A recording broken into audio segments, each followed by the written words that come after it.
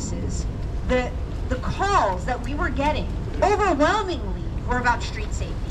It is the #1 constituent call that we get consistently since the day I've taken office. If it saves lives, it's worth doing. That's right. Kind of confused us why we have this amazing example right around the corner with the 31st Ave Open Street, where we have an avenue that's been redesigned this year, and we have seen cycling go up. We've seen it be a much safer environment.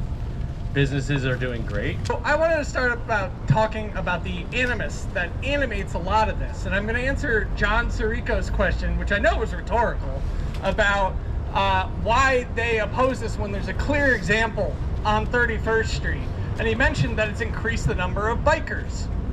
And that's why. That's it. They don't want to see bikers. They don't want to see us. And they don't want us to be safe. They don't care if we're safe. Which is a very weird thing if you think about it, right? Like, it's a very weird thing for people in this city to tell the people that live here that they don't care about our safety because they don't want to see bikes.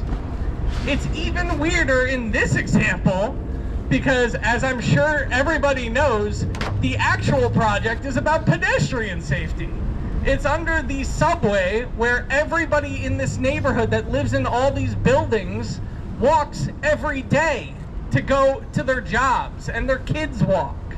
So they're not only against us, they've basically used their hatred for us and bikes, the culture war, to fight against the people of this neighborhood, right? Which should infuriate everybody, of course. But I really do want to stress how weird it is that 5 MAGA-aligned people now can sue and stop any project they want in a place they don't live. Because none of those guys actually live here. We're the people that live here. So we've got a bunch of suburbanites coming and telling us what we're going to do with our streets. How the fuck does that work?